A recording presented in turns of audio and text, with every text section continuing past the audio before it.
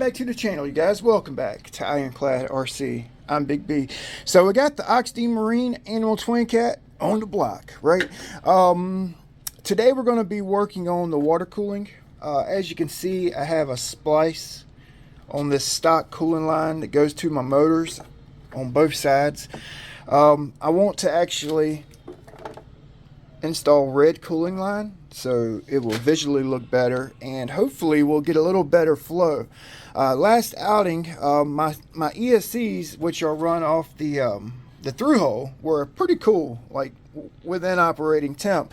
The motors were a little warm. It was probably because I had those 1716s on doing ovals, but I'm thinking with this brass tube that I have in here for the splice, it may be slowing down my water flow. I don't know. So we're going to do away with it and just put a solid red cooling line. So they're actually pretty tough to get to. We're going to have to get that out. All right, and then put the new one in. These things have come in handy. When you need them, you freaking need them, right? One of those deals. So look at that. Comes right off. Boom. Boom. Okay. Pretty simple upgrade. I really didn't need to make a video for this, but I figured, you know, what the hell, right? What the hell? So I'm basically just going to measure the tube length. I'm going to cut it just a hair long because I am human, right? Boom. And what I need to do, I'm not going to use a zip tie. I think I'm going to use a piece of this. Well, I've been using this, as you can see, this yellow silicone tube as a zip tie or cooling line retainer. Okay, you just cut a little slither of the same cooling line, cut whatever color you want, mix match. I like mix matching the colors so that my viewers see it and use this method because it works. And I do not have cooling lines blowing off constantly with this little slither of cooling line cut and stretched on. Sometimes they break. Be patient. Stretched onto my main line. Yeah, they'll break. They'll tear when you stretch them out. Some cooling lines will, some won't, right? So you just do that, kind of keep the pliers expanded while you peel it off, and then if it's not on, well, actually this may be best. This may be best for back here. So if you put this silicone retainer like too far, like toward the end of the main cooling line, like this, it's going to be hard to get on. Like we have a little tube coming through the hole, and it's going to be hard to feed this cooling line on with it like pinching down, crimping down on the very end. So what you do is you actually leave about 2 or 3 millimeters of the end of the main cooling line showing, so that it kind of squeezes here and then it flares this end, and it'll make it easier for you to get your cooling line on the tube. Now, it don't much matter when you're putting this on like a nipple, right? Because the nipple it's got like a taper on the end, but a tube, I highly recommend just leaving a little 2 millimeter gap toward the end so you can like finagle it on there, right? So I'm going to use this this forcep, just like we took it off, and I'm going to get this on. Okay. All right. So I was looking, and it looks like it is a THRU-HULL fitting. So it does have a little taper on the end, right? And it's got some length to it. So so this is going to work perfect. The tube about 2-3 millimeters from the tip, so it should slide right on there for us. Hopefully. I don't think I'll be able to get this on camera. We'll see.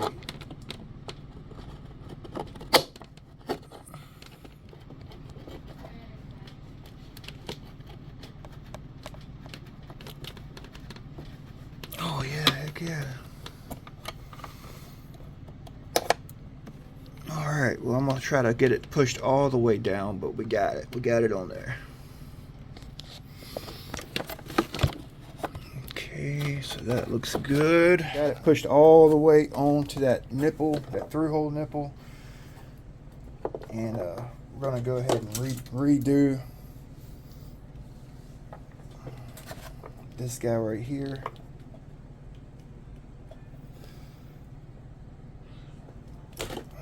Boom, boom, boom. And then I'll just push my little retainer forward.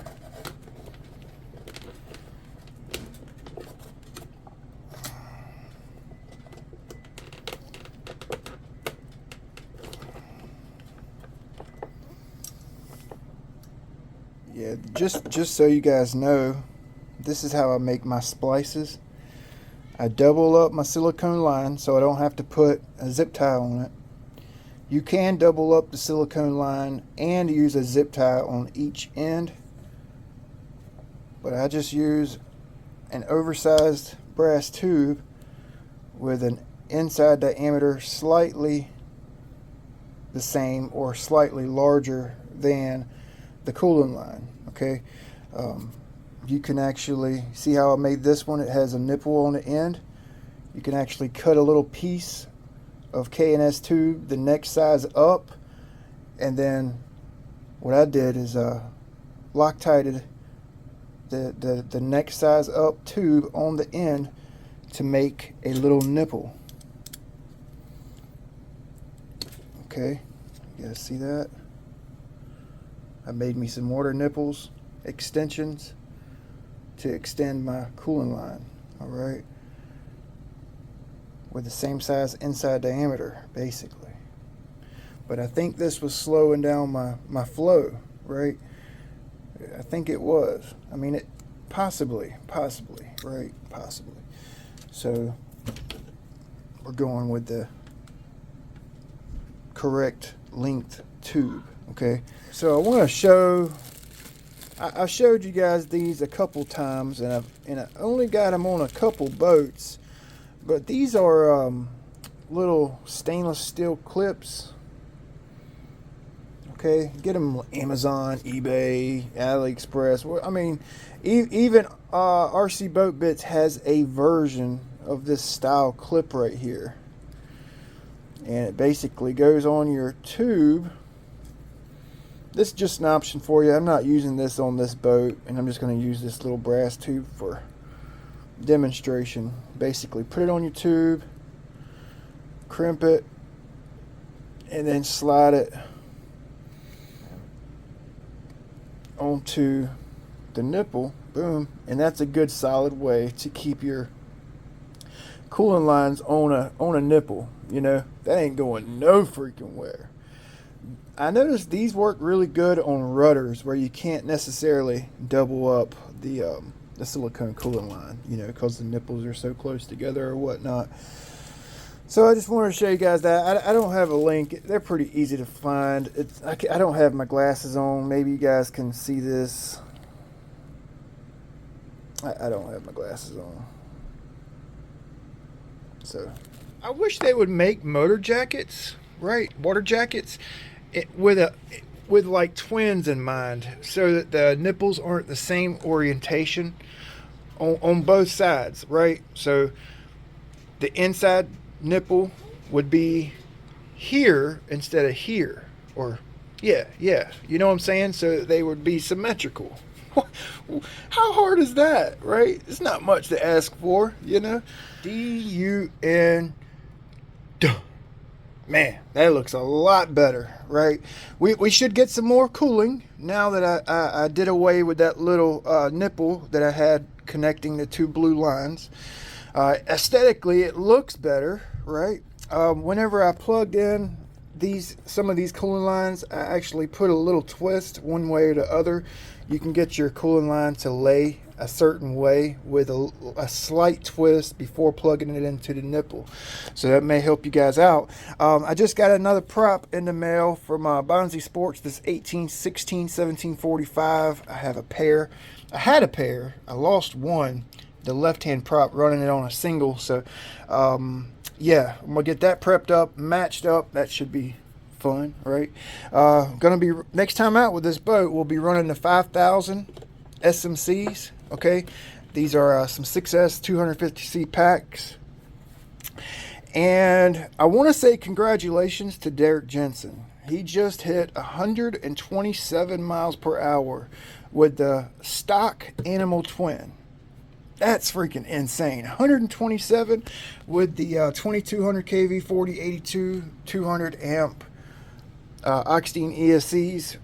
Man, that's moving out on water. 127. Eventually, I want to take this sticker off and put 120 mile per hour club sticker on. That's my goal for this year, just to get the boat into the 120s. Right, I'm at 119 now. I usually get like 112 to 114 on a regular basis, but we're at 119. So a few more mile per hour, we should be in the 120 mile per hour club. I doubt I'll ever get to 127. Wishful thinking, but it's possible. This world's fastest ready to run boat right here, really. Yeah. So I hope you guys enjoyed it. I just did a quick tip video. Try to give you guys some tips. I mean, not that I haven't mentioned it in the past videos. Just new guys. Hopefully this helps you guys out. We'll see you guys next time.